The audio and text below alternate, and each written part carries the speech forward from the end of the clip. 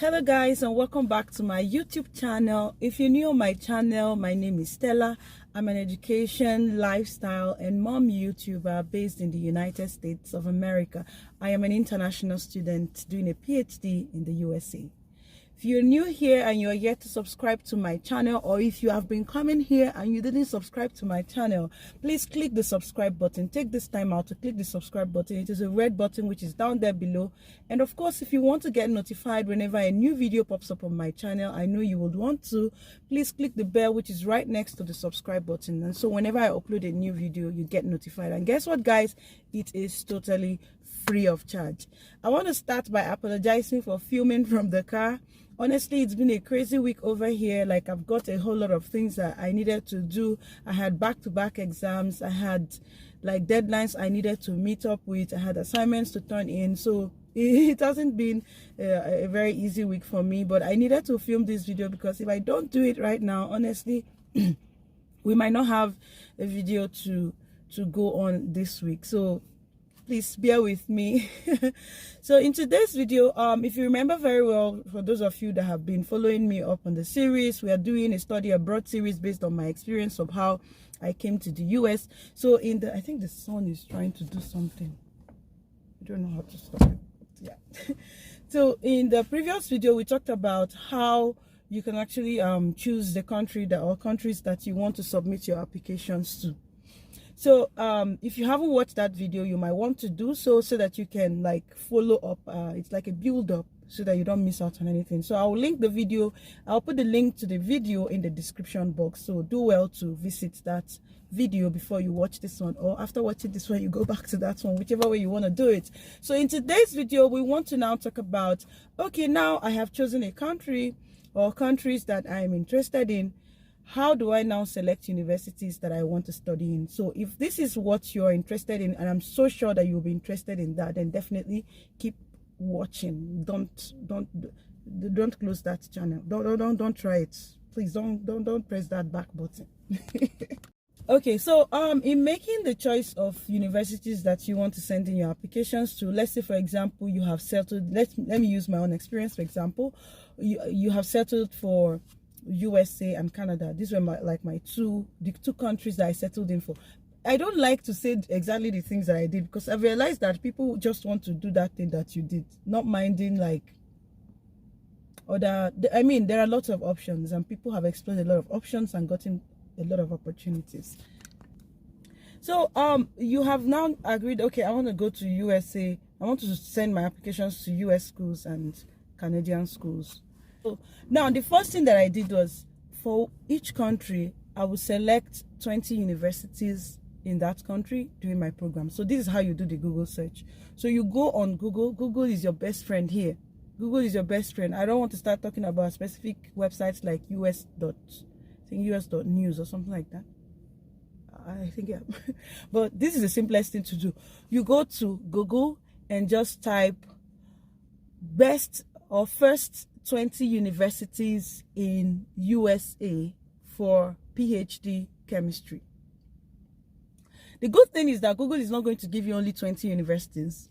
So Google is going to give you more than 20 universities. So you can streamline. I mean, so first 20 universities could mean that you are looking at ranking. So Google might give you first 20 universities in terms of a certain kind of ranking. So you can just go to the list of universities Google gives to you and select 20 universities from there and have them written down in your notepad.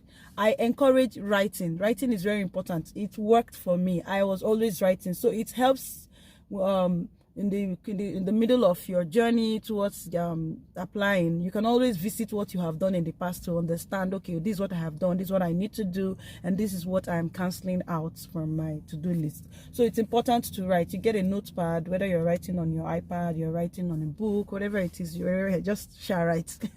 So you can write down this list of universities in the US for PhD chemistry. Now the good thing about adding PhD chemistry, or maybe you're going for a master's in computer science, or you're going for a master's in linguistics or PhD in linguistics, whatever it is, the good thing about specifying the program and the the degree you're going for, is that Google helps you to get those schools that have that program. It's not every school that may have that particular program you're going for. I mean, a PhD in chemistry is offered in virtually every university in the United States, so but yeah, you need to be specific so that Google gives you schools that have your program. It saves you the stress of going to check the school to check if they even have the program first. So yeah, that's what you should do. So Google gives you those list of schools. You write them down in your notepad. Then you go further to, okay, Canada. I'm also interested in Canada. So you go to Google once again, and then you tell Google, oh, first 20 universities in Canada for PhD chemistry. Google gives you the list, and then you take it down and have it in your notepad. So you take this journey. It's not something you want to do in a hurry. That's why you don't start when you don't start looking for schools to go to study abroad when it is 1 month to the deadline. It's something, if you plan to go to the US to study in 2023, you should start the whole process as early as possible. If possible, by now you have started. So whatever I'm telling you now, you should be doing it immediately. If you know you want to go to study in the US next year, or in Canada next year, or if you know you want to study abroad next year, let me put it that way. So especially the fall of next year, I think I should talk about the different seasons or the different semesters that we have in US and Canada and maybe UK. So I should talk about that in another video. So let's focus on what we're doing. So now, just take day one as the day you want to take down the list of universities. So you have done that, and that's done with. The next day, you bring out your notepad. Then you go to US. Each of the universities that you have written down, that you have in your list, you now take universities one after the other. What are you going to be doing with these universities? Now, let's say, for example, you have my school, University of North Texas. So you Google University of North Texas official website. Now, it's important for you to put that official website so that, I mean, the first information that comes out is the official website of the university.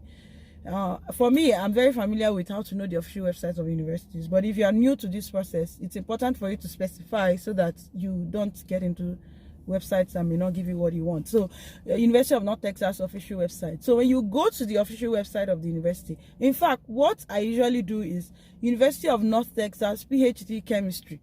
So when you do that, it takes you directly to the Department of Chemistry. So you don't have to stress, like, okay, University of North Texas, it gives you official website. You now start looking for the program, it's very easy to navigate though, but just to save you the stress, you can just write University of North Texas PhD Chemistry. It takes you directly to the Department of Chemistry. Then when you get there, you begin to navigate through. Two very important information that you need when you have entered into a department's website, the department of interest. Two very important information. One is the requirements for application for that program. Two is the deadline. These two things are very, very important. For me, deadline is so important, because if you don't know the deadline, you might finish preparing your application package, then the day you want to apply is the day that it's either past the deadline, or or maybe that's the day it's ending. And you know that most of the times when you submit your application, that is when they send links for recommendation to your referees, So it's important to apply early on. So you check out the deadline and then check out the requirements.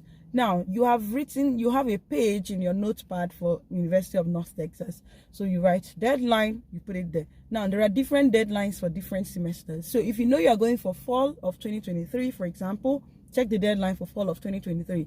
If you know it is spring of 2023, which is usually in January that you're going for, then you also check the deadline for that. Whatever it is anyway, put the deadline and make sure that the deadline you're getting applies to you. If you're an international student, which I guess many of you watching me will be, you should check for deadlines for non-USA or non-Canadian students. If you're going to US or Canada, then don't go and write the deadline for Canadian or US students, because those ones are domestic students. Their deadlines are usually very close to the decision period. But for us, they usually give like a period of like up to three months before the resumption, because you get to do visa processing and so many other things in between. So they always like to give that gap. So it's important for you to, let's say 3 months, sometimes 6 months. So you need to check the deadline, the proper deadline that applies to you. Then check the requirements. Very, very important. Now note down each of the requirements. If you don't meet up the minimum requirements, that's already a problem. Your application is going to be trashed. Even people that meet up with minimum requirements may not get the offer. So it's important for you to at least meet up with minimum requirements. So you need to know what those requirements are. Most of the times you're going to have, like, they need 3 recommendation letters or 2 recommendation letters, as the case may be. They need you to have maybe you're going for a PhD in chemistry. Perhaps the minimum requirement, academic requirement, will be a bachelor's degree, and then they need you to get either your certificate or whatever it is and transcript. So you need to know the exact things that are needed. They might need them standardized tests. I'm going to have in the course of this series, I'm going to have a video on requirements, so we'll discuss all those things. But yeah, for the sake of this video, I'm just going to be running down the list. So they could ask you for your transcript, then personal statements or statement of purpose, and a certain other essays depending on what you're applying for. And they might need you to get standardized test. I've mentioned that, like GRE, IELTS, or TOEFL, or whatever it is. They could ask for those things. So you write them down. Then some departments might need you to get a supervisor before you apply. So you need to know this. So do you see why you need to get all this information on time, so that you begin the process? You know, so you note down all these requirements, note down the deadline. This is what you should do for the 20 universities. It doesn't have to be 20. You can do 5. You can do, I've seen people that apply to just one school, but all the quite risky. It's very risky because nobody your papa get the school. So it's important to have a list of schools. Application fee. You need to note down the application fee, so that you will know whether you need to, save up money or borrow money to do these things. And also, when you have done this, what I also did in my time was to also note down the possibilities of getting application fee waivers. Sometimes some departments give you a requirement for applying for application fee waivers. That could range from maybe attending a certain virtual fair that they will be organizing, that you need to be there.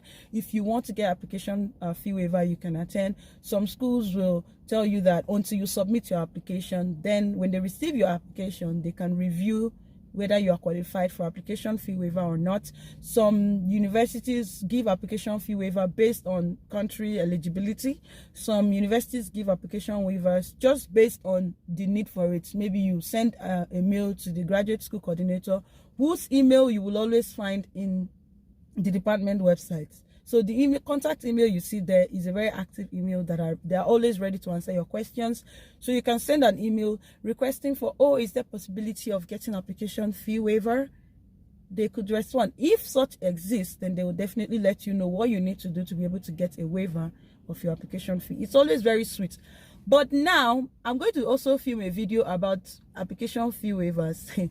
One of the disadvantage of getting an application fee waiver, people get offers with application fee waivers, but I'm just saying.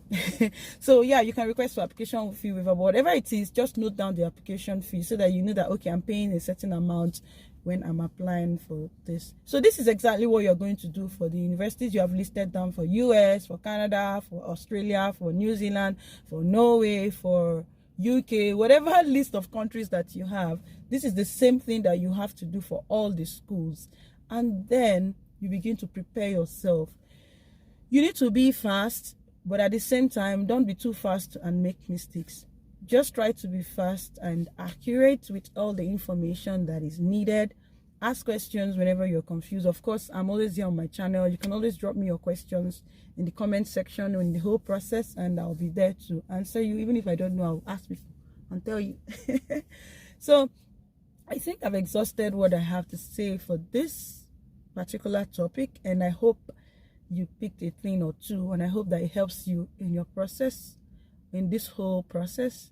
And if you have any questions, like I've said, drop it in the comment section. If you like this video, give it a thumbs up. Like my video. I must thank you guys for the engagement so far. Share my video so that it gets it reaches a wider audience. A lot of people are looking for this information. Please share this video so that they can see it and follow up on this series. And please subscribe to my channel. Don't forget, okay? So I'll see you guys in the next video, where we will now begin to talk about the requirements, how to get these requirements put together. I hope that you stick to this channel, and see you guys next week. Bye bye.